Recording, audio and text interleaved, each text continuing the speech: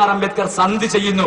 Doctor B R Ambedkar അതല്ലെങ്കിൽ ചരിത്രത്തിൽ ഗാന്ധിയെ കൊന്നയാൾ എന്ന ഇടം പിടിക്കും എന്നുള്ളത് കൊണ്ട് അദ്ദേഹം സമ്മതിക്കുന്നു, പൂന കരാറിൽ ഒപ്പുവെക്കുന്നു. ഞാൻ പറഞ്ഞത് ഇന്ത്യയിൽ ദളിതൻ വോട്ടവകാശത്തെ അട്ടിമറിക്കാൻ മോഹൻദാസ് കരംചന്ദ് ഗാന്ധി ഒപ്പിട്ട, ഗാന്ധിക്ക് വേണ്ടി മദൻ മോഹൻ മാളവ്യ ഒപ്പിട്ട ആ പൂന കരാറ് തീവ്രവാദമാണെന്ന് ഈ രാജ്യത്ത് ഒരു കമ്മ്യൂണിസ്റ്റുകാരനും മിണ്ടുന്നില്ല, ഈ രാജ്യത്തൊരു മേധാവികളും മിണ്ടുന്നില്ല, ഒരു സാംസ്കാരിക നായകരും മിണ്ടുന്നില്ല.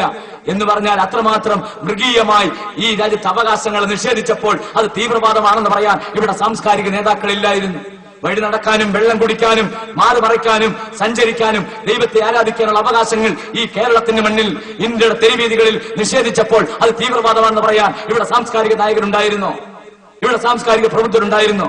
ഇവിടെ ഏതെങ്കിലും സാംസ്കാരിക നായകർ പറയുന്നു ഇന്ത്യ രാജ്യത്ത് മുസോളിനി അവിടുത്തെ സ്ത്രീകളോട് പറഞ്ഞിട്ടില്ല, ഹിറ്റ്ലർ അവിടുത്തെ സ്ത്രീകളോട് പറഞ്ഞിട്ടില്ല നിങ്ങൾ മാറിടം മറക്കരുതെന്ന്, നിങ്ങൾ പൊതുവഴിയിലൂടെ നടക്കരുതെന്ന്, നിങ്ങൾ ഈ രാജ്യത്ത് ദൈവത്തെ ആരാധിക്കരുത് എന്ന് പറഞ്ഞില്ല. പക്ഷെ ഇവിടെ പറഞ്ഞു. ആരോട്? ഈ രാജ്യത്ത് ജനിച്ച ഈ മണ്ണിന്റെ ഉടമകളായ ഈ രാജ്യത്തെ യഥാർത്ഥ അവകാശികളോട്.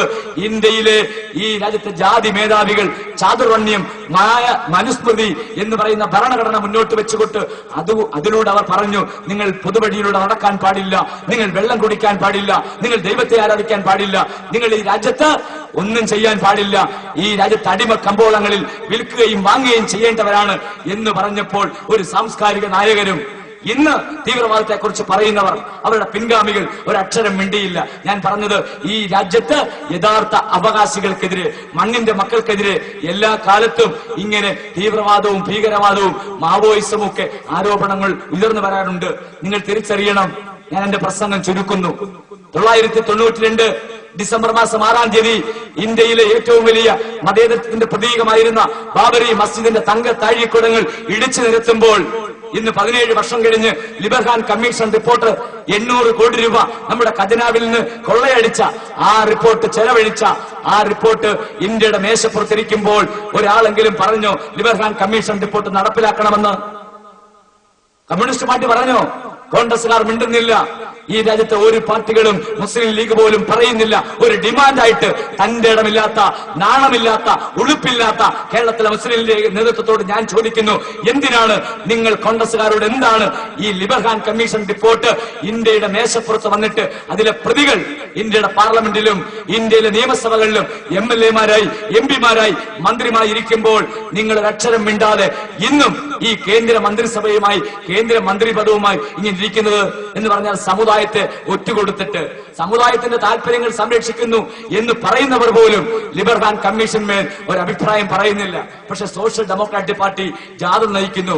അടുത്ത മാസം 2-ാം തീയതി മുതൽ കാസർഗോഡ് നിന്ന് ആ ജാഥയിലെ ഒന്നാമത്തെ ഡിമാൻഡ് ലിബർഹാൻ കമ്മീഷന്മേൽ നടപടികൾ എടുക്കുക. കാരണം അത്ര ആർജവത്തോടെ നമ്മൾക്ക് പറയാൻ കഴിയും.